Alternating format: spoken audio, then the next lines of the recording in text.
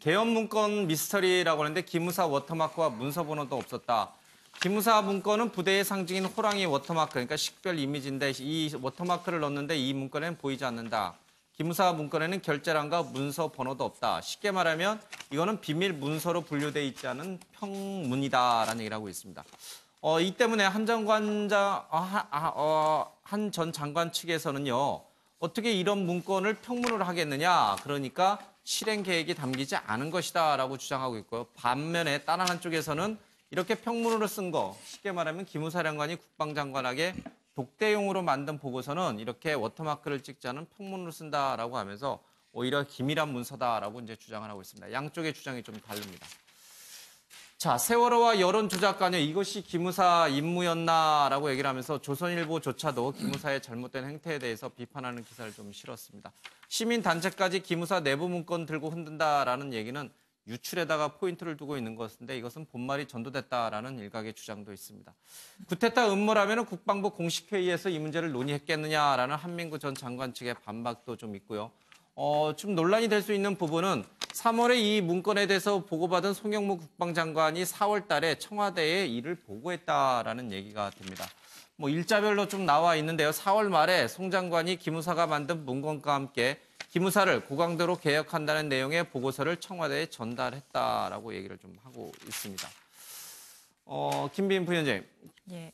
여러 쟁점이 있어요. 여러 쟁점이 있는데 저희들이 쭉 다뤄왔으니까 4월 달에 청와대가 보고를 받았어요. 그런데 김의겸 청와대 대변인 얘기를 들어보면 이게 보고를 받은 것도 아니고 그렇다고 안 받은 것도 아니다라는 식으로 어정쩡하게 논평이 나왔어요. 그 이유는 뭔가요?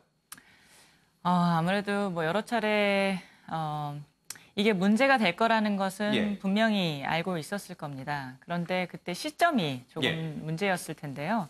그래서 송영무 국방장관도 내부에서 보고를 받았지만 조금 후에 공개한 이유도 예. 그때 이제 지방선거라든지 남북관계라든지 예. 북미 정상회담이라든지 이런 여러한 이슈가 있었기 때문에 이것이 국방부에서 자체 발표되면 이것들이 사회적으로 아주 큰 우려 그리고 예. 특히는 이게 정쟁에 이용당할 우려가 있다는 그러한 정무적 판단을 한 것으로 보입니다. 예. 근데 물론 그 당시에 그냥 정말 솔직하게 공개를 했으면 더 좋았을 했죠. 예. 근데 좀 아쉬운 부분이 있지만 이것들을 뭔가 의심이나 의혹이나 이런 예. 것들로 봐서는 안 된다고 생각을 합니다.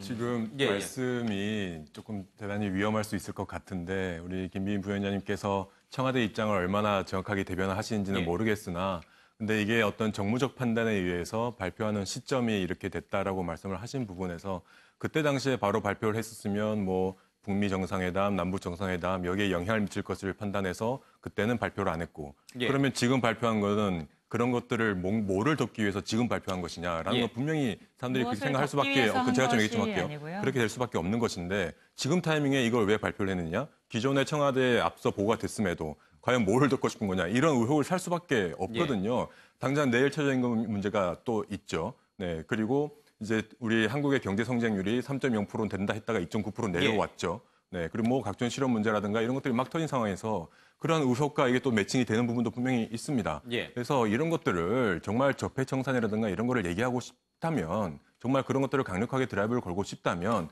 지난 정권에서 하던 것들을 안 해야죠. 네. 그래서 이런 것들을 정말 국민에게 그대로 오픈하고 하는 것들이 적폐청산 아니겠습니까? 예. 네, 이런 회색지대 그런 애매한 발언을 하면서 하는 건 정말 잘못된 지난 생각입니다. 정권과 비교하는 것은 너무 나가신 것 같아요. 예. 그렇게 생각하고 싶겠죠. 문제는 군 사실은. 개혁과 예. 또 과거 박근혜 정부 때 있었던 계엄 시도 이것과 또 적폐청산 이게 여러 가지 맞물려서 굉장히 엄중하게 사안이다 이렇게 봅니다. 대통령이 그 외국 해외 순방 중에 철저히 조사하라고 지시하지 않았습니까? 그런데 이제 이 보면 문건이 딱 하나밖에 없는 게 어떻게 유출이 되고 친여 시민단체에 의해서 공개가 되고 그리고 국방장관이 진작에 보고를 받았는데 몇 달 동안 갖고 있었던 사실이 이제 드러났어요. 그러다 보면 이것이 평상시에 이런 대비를 갖고 있는 것인지 과연 계엄이나 위수령의 의도를 갖고 이 문건을 작성하고 실제로 실행에 옮기려고 했던 것인지 이런 것들이 철저하게 조사가 돼서 만약 그게 아니라면 문재인 대통령과 이 문건에 관련해서 논쟁에 있던 사람들은 책임을 져야 된다. 저는 이 말씀 분명히 드리고 싶습니다. 예. 그 두 분께서 이게 왜 지금이냐라고 하는 정치적 의도와 관련해서 말씀을 하셨어요. 저는 정치적 의도보다 중요한 거는 도대체 이 문건으로 무엇을 하려고 했었냐 하는 군사적 의도가 도대체 뭔지부터 철저히 따져야지 정치적 의도부터 지금 예단하고 재단하는 것은 이르다. 정치적 의도를 이야기함으로써 어떤 정치적인 성과를 갖고자 하는지 그 정치적 의도가 궁금할 뿐이고요. 군사적 의도가 뭐였는지부터 따져야죠. 정치적 의도보다. 군사적 의도가 뭐였다고 보십니까? 뭐 광화문에다가 장갑차 수백 대 갖다 촛불 대고 집회에 참석을 했던 많은 시민들을 진압하기 위해서 군이 동원됐다. 그게 군사적 의도다. 그렇게 보입니다. 일단 그렇게 이 보이기 때문에 문건은요, 그 어제 부분을 먼저 따져야 된다는 촛불 거죠. 집회뿐만 아니고 태극기 집회도 거론되지 않습니까? 그러니까 그거에 대해서는 어떻게 설명합니까? 이 탄핵안이 기각이 됐을 경우에 기각되던 이쪽 인용되던 진영에서 인용됐을 때는 별 내용이 없어요. 아니 무슨 말씀이세요? 기각됐을 거기 때를 얘기를 태극기 얘기가 집회도 나와야죠. 분명히 거론이 되고 있어요. 인용이 됐을 경우에 이 태극기 집회에 참석한 분들이 불복을 하고 혼란을 가중시킬 수 있다. 그렇습니다. 근데 그 부분도 들어가 있긴 합니다. 그 부분은 뭐 팩트니까요.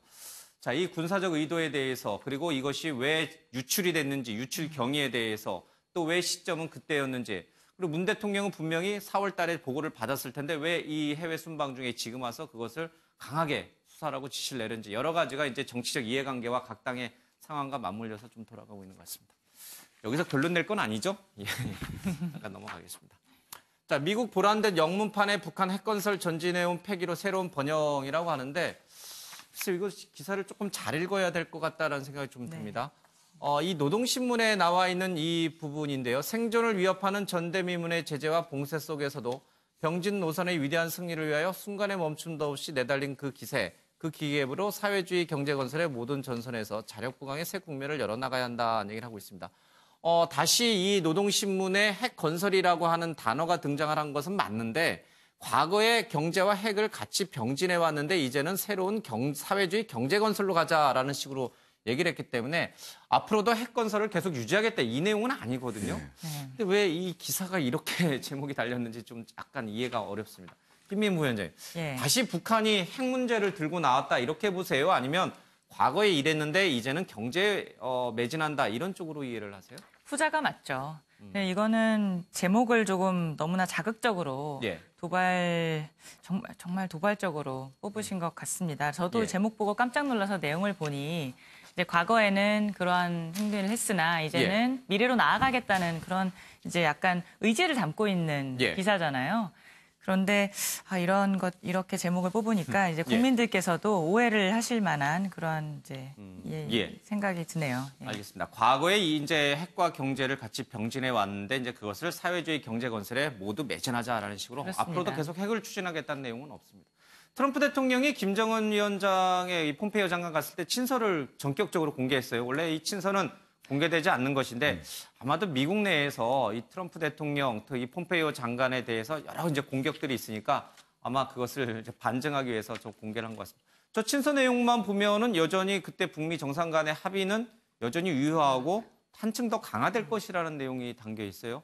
지금 북미 관계는 잘 가고 있는 건가요? 문재인 대통령이 북한의 미국 비난은 전략이다 이렇게 제목을 뽑은 그 매일경제를 보니까 문재인 대통령은 여전히 북한을 좀 관대하고 또 핵 폐기려고 하는 아주 선한 세력으로 보는 것 같아요. 근데 저희가 볼 때는 북한은 여전히 이 핵을 가지고 여러 가지 협상을 지렛대를 가지고 계속 제재를 탈피하려는 수단으로만 삼지 진정성이 안 보인다. 이것은 뭐 지금까지 핵 폐기나 군축이나 뭐 미사일이라든가 여러 가지 문제에 대해서 아무런 진전이 없고 더군다나 그 전 단계인 미군 송환, 미군 유해 송환도 그 만남의 장에 안 나간 걸 보면 시간 끌기 전략이죠. 시간 끌기 전략이다. 이게 좀 없어서 그렇게 짧게. 충분히 볼 수도 있고요. 시간 끌기 전략으로 볼 수도 있고 하지만 그럼에도 불구하고 일단은 지금은 우리가 할 수 있는 거는 그렇게 많지는 않다고 봅니다. 지금 이 그 시대적 과제를 통해서 이 북핵 폐기라는 거를 우리가 이뤄내기 위해서는 조금 더 인내는 필요할 것 같고요. 북한이 그 이란의 경험이나 이런 것들 때문에 자기들이 가지고 있는 마지막 수단 핵을 내려놓는다는 거는 쉬운 일은 아닌 거는 분명하기 때문에 하지만 그럼에도 불구하고 우리가 북한의 실질적 변화가 없는 상황에서 우리부터 먼저 계속해서 빗장을 풀고 있는 거 이런 것들은 분명히 경계를 해야 될 부분이라고 생각을 합니다. 알겠습니다. 뭐 짧게 말씀드리면 그렇게 그 의심하려고 들어서 계속해서 의심하는 상태로 한반도의 변화된 정세를 이렇게 보시면 예. 비대위원장 자유한국당 누가 서도 예. 다시 제1야당의 정치적 힘과 이 지위를 획득하는 데는 좀 쉽지 않겠다라는 생각이 거기 왜 듭니다. 비대위원장이면 예. 누가 서도 얼굴 바꾼다고 해서 시대인식을 변화시키지 않으면 간판 바꾼다고 해서 예. 이게 이 시대를 따라가는 정당으로 아니 거듭나기는 지금 어렵다라는 북한의 말씀을 핵을 드리는 얘기하고 겁니다. 있는데 네, 왜 저 자유한국당 비대위원장이 왜 나와요? 네. 네. 간판 바꿔서 될 문제 아니다. 시대 인식을 바꾸셔야 된다. 그 시대 인식이 잘못됐다는 말씀을 드리는 겁니다. 예. 예, 한반도 평화의 이 분위기는 거스를 수 없고 불가역적이라고 생각을 합니다. 그래서 알겠습니다. 앞으로 이제 대승적으로 모두 협조해서 예, 여기에 알겠습니다. 편승해 나가야 된다고 생각합니다.